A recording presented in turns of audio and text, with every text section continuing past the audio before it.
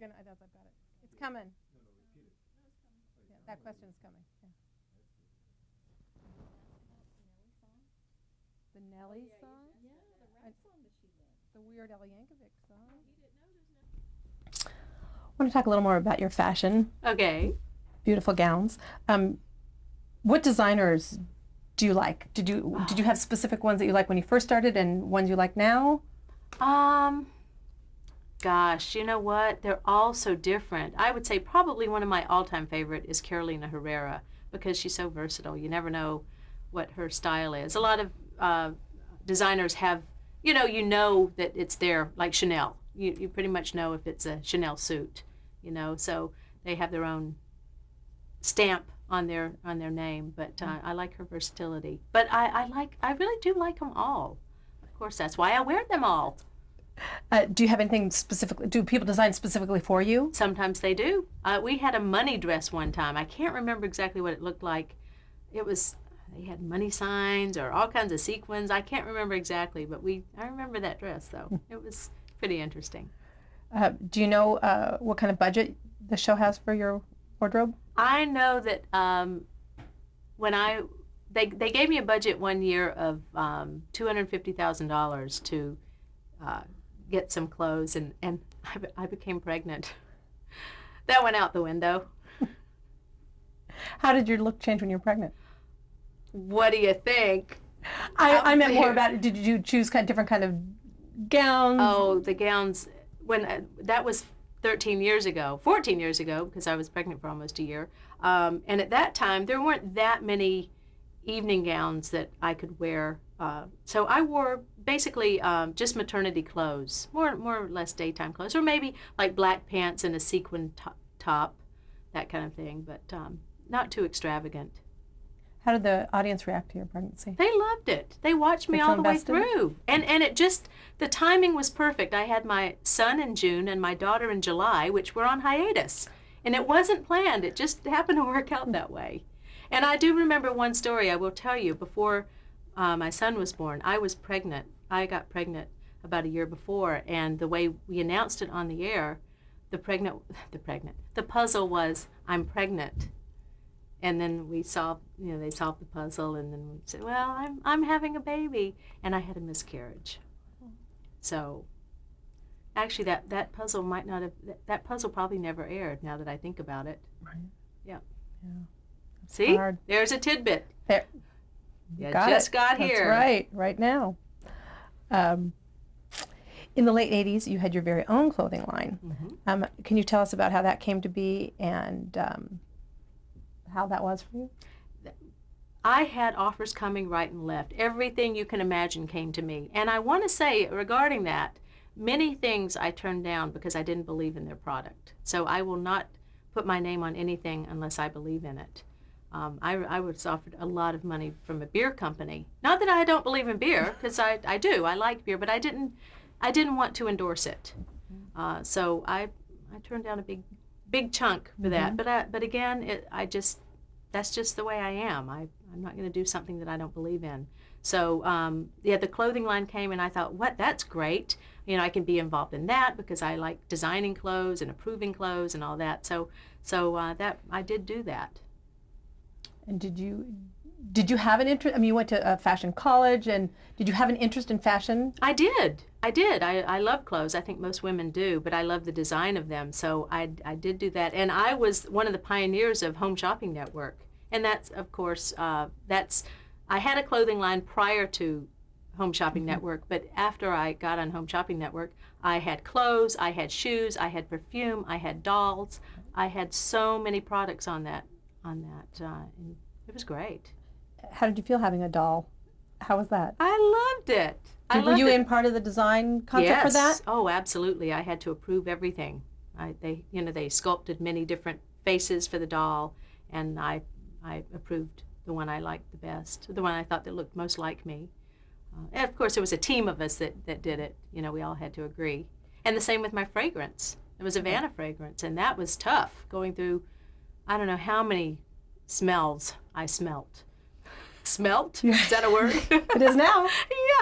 Yeah. Before we chose the right one. How did you decide to write an autobiography? You mentioned it earlier. That was another, Warner Books came to me and said, you don't talk on TV. America wants to know about you. Would you want to write a book? And I said, absolutely, I would. Because also at the time there were so many things written in the tabloids that were not true. And I wanted to set the story straight. I wanted to tell my story, the first 30 years of my life. This is what has happened in my life. And hopefully maybe it can help someone else's life, because at the time when I started writing, I lost my mother at a very young age. I lost my boyfriend in a plane crash. And I feel that I went through all kinds of things. I tried drugs, and it was just my story. And if it could help someone, that would be great. When you started out early, you wanted to be an actress, you said. Yes. In the 80s, you had an opportunity to appear on several shows as yourself. How did that come about? You did Give Me a Break, Gary Shandling Show. I did. They just asked me if I wanted to do, a guest starring role, and I said, sure. And it was an honor that I was playing myself. It was fun. Did you get the acting bug? Did you want to do more acting at that point? Yes, I did. I wanted to be an actress and get an Oscar and all that. And all that went out the window when I got pregnant.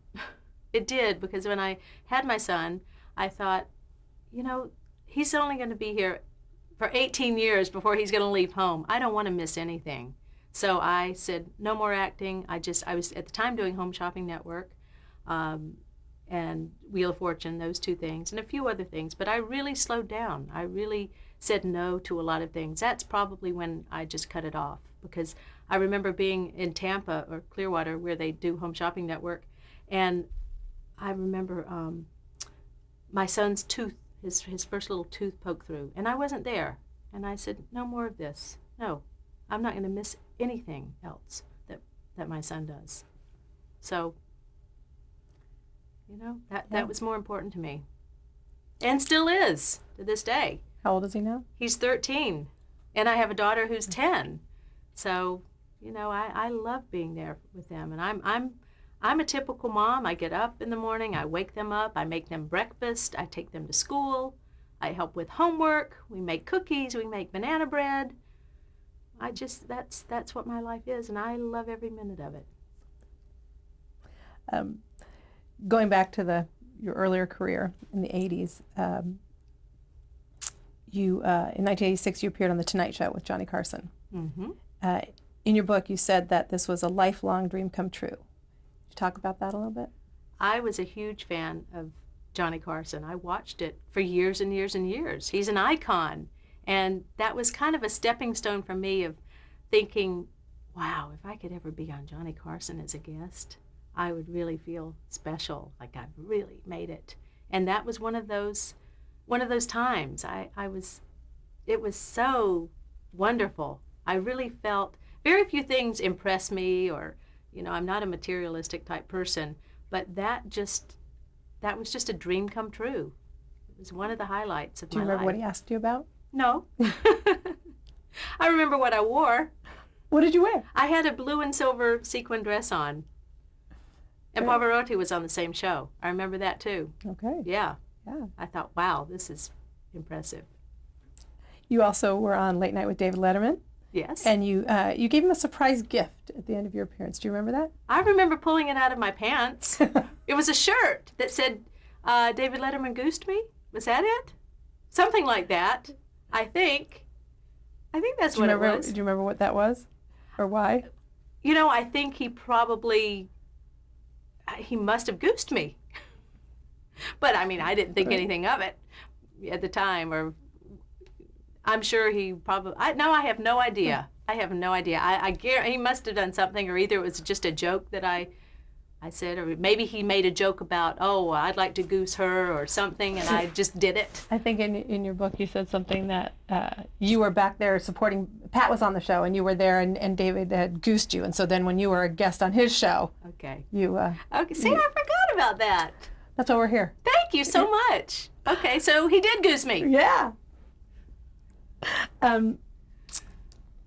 with all your celebrity, you've been the subject of a weird Al Yankovic song, Stuck in the Closet with Vanna White, and now a Nelly song. Yes, How was that? my kids were so impressed that I was on a rap song. They were, it's like, I'm on Wheel of Fortune, I'm on TV for years and years. Who cares? But I'm on the song on the radio. Wow. Wheel of Fortune, in 1988, they began taping 2 weeks in New York City, the Radio City Music Hall. How was that experience for you? It was great because I went to Radio City Music Hall when I was a kid and watched the Rockettes. And it was, wow, we're performing at Radio City Music Hall. Just one of those special times. Right. You know, growing up in a small town, there were things that I always thought of that were so huge. You know, we taped at Radio City Music Hall. We taped at Madison Square Garden. I actually sung a song in between our taping at Madison Square Garden, just to say that I performed. I sang at Madison Square Garden. That's great. Do you enjoy being on the road? Do you enjoy traveling? I do. I do enjoy it.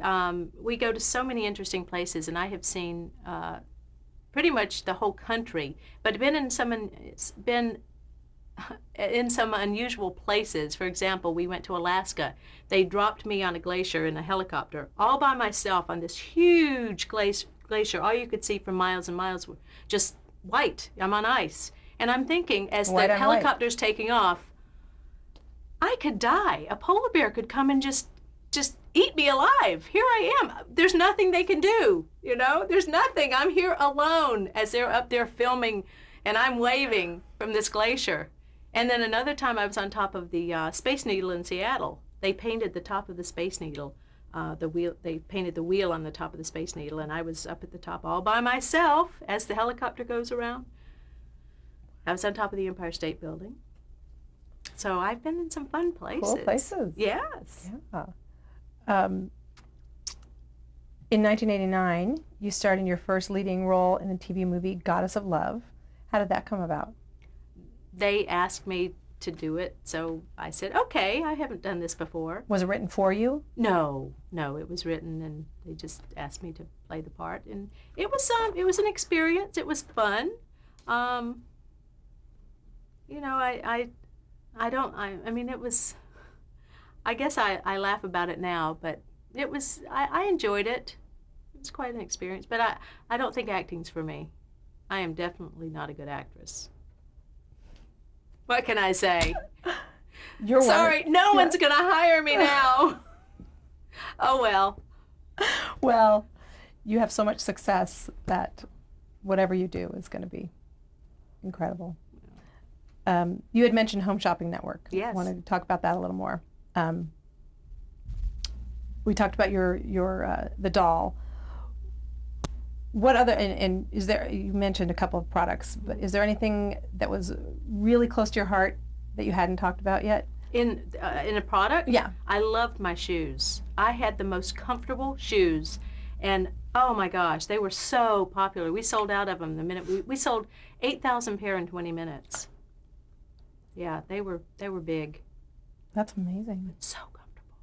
Yeah, that was probably my favorite of all the products. Do you still do anything? No. You still? No, Oh, again, I thought maybe after my kids graduate, you know, do something else. But I was traveling too much, and I wanted to be at home with them. Right. In 1992, you were recognized in the Guinness Book of World Records as the TV's most frequent clapper. What was your reaction to that? You do 720 claps per show. You ever counted? No, I haven't. My reaction was, who took the time to count? I wondered who that was. I'd like to meet that person. But again, that was impressive, and my kids were very impressed by that because they you know, there was a picture of me. Wow, Mom, you're in the Guinness Book of World Records. So I like it when I impress my kids. That's hard to do. Yeah. You've done some guest appearances on television. L.A. Law, Married with Children. Do you remember anything specific about those? Married with Children, I distinctly remember. I loved it. It was so much fun. As a matter of fact, Katie Segal and I became friends from that show. That's neither here nor there. It is. But because I was a huge fan of the show. That's probably why I loved it. And actually, I'm confusing that with another show. I was on this Naked Gun and a Yeah, Third. in 1994. Yes, that was what I was thinking. I can't remember what I had on. Oh, well, anyway, I went in for this fitting, several weeks before we were shooting my part in the movie. And then I had to go back several weeks later to do the scene. And the things were really tight. And I was pregnant. But I wasn't telling anyone I was pregnant. And I was busting out of this top. And she said, I just don't know what's going on here. I know I measured you correctly. And there is absolutely you couldn't have gained that much weight since we just did this like 3 weeks ago. And I was like, well, I don't know what happened. And so I So did you film it without telling them? No, I didn't tell.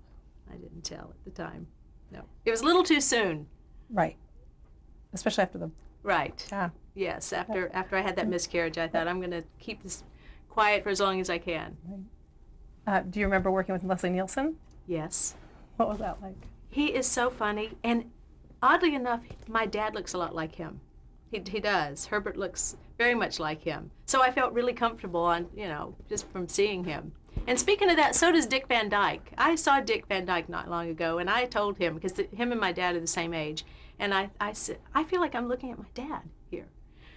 But anyway, back to Leslie. I remember he had that fart machine thing, and he thought it was so funny, and it was funny, and he had no qualms about just letting that thing go off. Must have been great. Well, speaking of laughs, that same year on April Fool's Day, Alex hosted Wheel of Fortune, and you and Pat went over to Jeopardy. How was that? What was that like for you? Well, actually, we didn't go to Jeopardy. Well, maybe we did go to Jeopardy, but what I remember was we were contestants. We were contestants right. on Wheel of Fortune. Yes, Pat and I were. Pat hosted Jeopardy, but that's you were right. Contestant, right? That's right. Pat and I competed against each other. How did we do? Did they say? Pat said he did great. He did do great. He did do great. How was it for you to be the contestant? It was fine because I knew the show so well. I bought a lot of owls. And we both made lots of money for charity that day. I don't remember. He probably won more than me, but that's okay. In 1997, Mm-hmm. the new computerized puzzle board debuted. How did your role change? What did you think of the board? What was your reaction to the whole thing? I thought to myself, how can they make my job any easier? Sure enough, they did. No more turning. I didn't have that syndrome. I didn't have carpal tunnel. Right. I didn't. I promise. They just wanted to make it easier for me. No, I'm kidding. That's not the real reason. The real reason is they saved lots of time by putting a computerized board up there instead of after each round stopping and covering the puzzle and taking each letter out individually and putting it in. It took probably 5 minutes to change each puzzle. And when you do 6 or 7 per show, times 5, and you're changing 40, 50 puzzles a day, takes a lot of time. So it saved the production probably a good hour by changing it, which saved them lots of money. Yeah. Were you ever worried that it would eliminate the need for you? Well, we all know that I could be eliminated. Especially today with the computerized everything, they don't need me. They don't need me to touch that letter, but thank goodness they have me there. Yeah. Don't tell them, okay? Never. In 2001, you played yourself in an episode of King of Queens.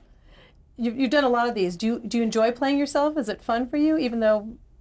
It is fun. It's a different experience, again, because acting is not my forte, but it's kind of fun to do something different. I don't take it seriously, just like I don't take my job, my description of my job seriously. I do take my job seriously. Right. I love my job. You can tell. Thank you. Wheel of Fortune is now the longest-running syndicated game show in American television history.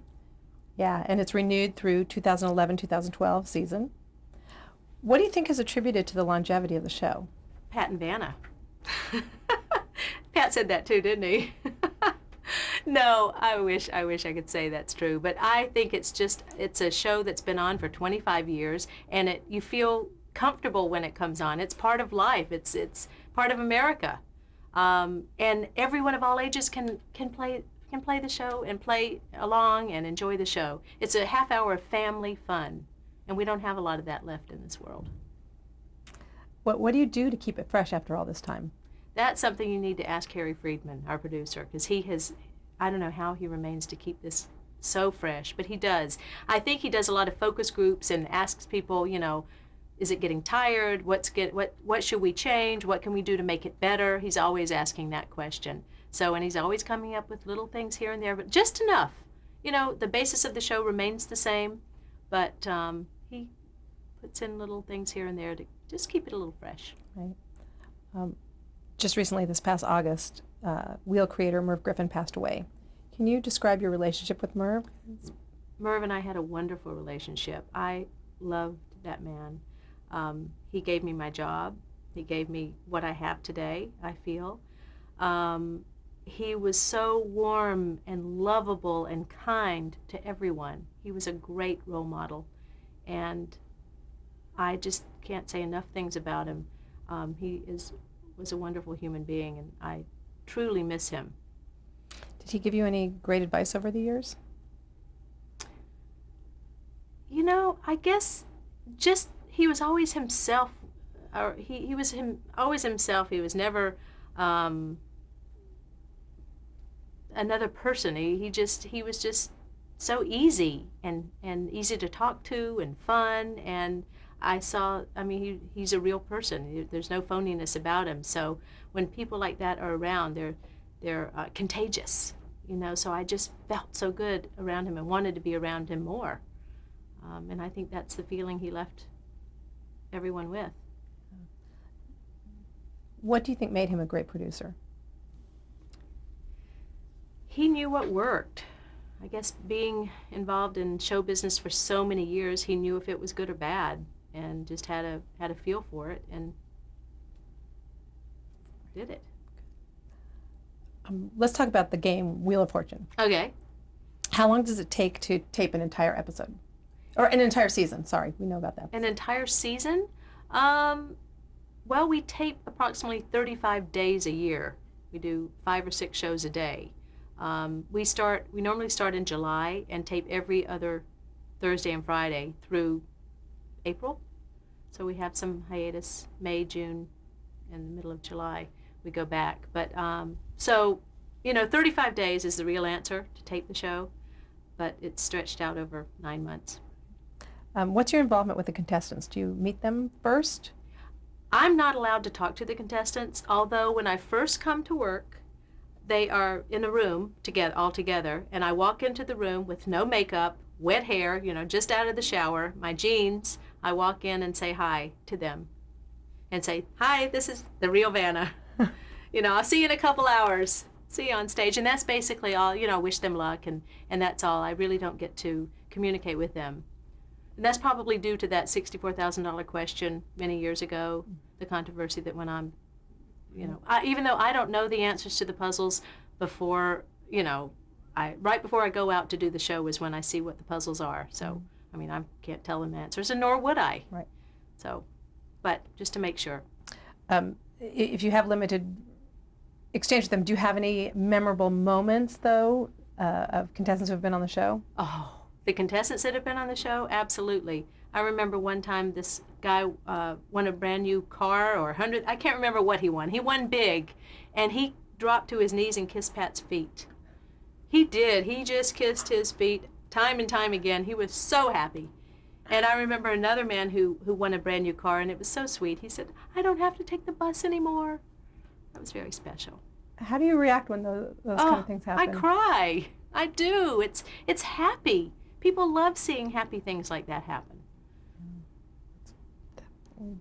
Have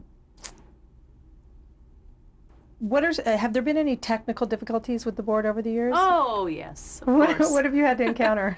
There's not a lot of breakdowns, but every once in a while, you know, everything breaks. Computers break. The computer doesn't work, or the lights won't go on when I touch them, or someone might yell out the answer in the audience. That's happened before. We have to stop tape, throw the puzzle out, and start over like it never happened. So and the same thing, anytime we have any technical problems, we you know, stop tape, and either we'll try to save the puzzle if we can, But otherwise, they throw it out and just edit it, and you'll never know at home. Right. Can you describe for us the actual process of how you used to turn the letters? Well, I used to turn them like this. It was three-sided. It was like a triangle. It was flat, and you turn it, and there was the blank space, and then the other side was the letter. So I would literally turn them each one. And now they have changed it to TV monitors, and the TV monitors are turned to the side. So I touch. It's a touch process. I just touch it with one finger, and they light up. There you go. And are you cued, or No. you just do it? No, they're cued for my touch. So it will not light up unless I touch it. So they do need me. They do need you. Do you feel your role's changed in the game over the years? No, I don't. I think it's remained the same in 25 years. I still do the same thing. I talk at the end of the show. No, I think I do the same.